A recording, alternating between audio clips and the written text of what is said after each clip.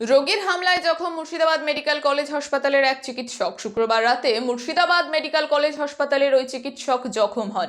Murshidabad medical college হাসপাতালের অধ্যক্ষ অমিত কুমার দা কি বলছেন শুনুন। একটা বিক্ষিপ্ত ঘটনা ঘটেছে। গতকাল 6টা নাগাদ একটা পেশেন্ট জলঙ্গি থেকে এখানে রেফার হয়। আর ইতিহাস ছিল, তার হিস্ট্রি ছিল যে বাড়িতে ঝগড়াঝাটি করে কোনো কারণে পারিবারিক ঝামেলায় তাকে ধারালো অস্ত্র দিয়ে ঘাড়ে কোপানো হয়।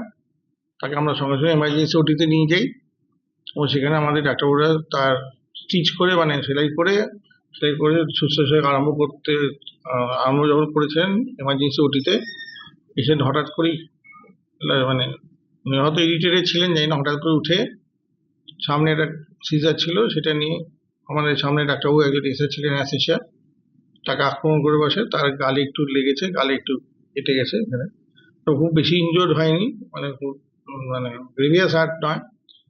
তবে আমরা পেশেন্টটাকে আমরা সাইকিয়াট্রি রেফার করে শান্ত করে ইঞ্জেকশন ওষুধ দিয়ে তাকে আবার দেওয়া হয়, সেলাই করে দেওয়া হয় জায়গাটা। গলায় তো এটা চোট ছিল, তাকে গলায় সেলাই টেলাই করে রাত্রে ব্লাড চালানো হয়। ব্লাড চালানোর পরে এখনো পর্যন্ত এই মুহূর্ত পর্যন্ত পেশেন্ট এখন স্টেবল আছে, ডাক্তারবাবু ভালো আছেন।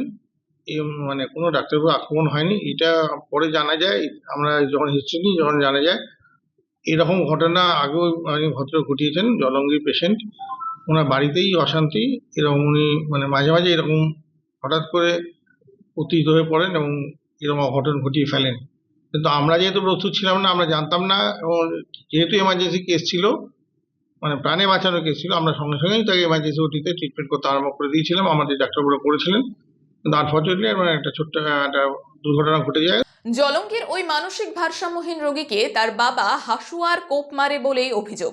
শুক্রবার তাকে মেডিকেল কলেজ হাসপাতালে ভর্তি করা হয়েছিল। জরুরি বিভাগের অপারেশন থিয়েটারে ওই রোগীর চিকিৎসার সময় সে চিকিৎসকের ওপরে হামলা চালায়। অপারেশন থিয়েটারে থাকা ছুরি নিয়ে কর্তব্যরত চিকিৎসকের গালে আঘাত করে, তাতে তার গাল কেটে গিয়েছে। ওই চিকিৎসকের চিকিৎসা করার পর বিশ্রামে পাঠানো হয়েছে।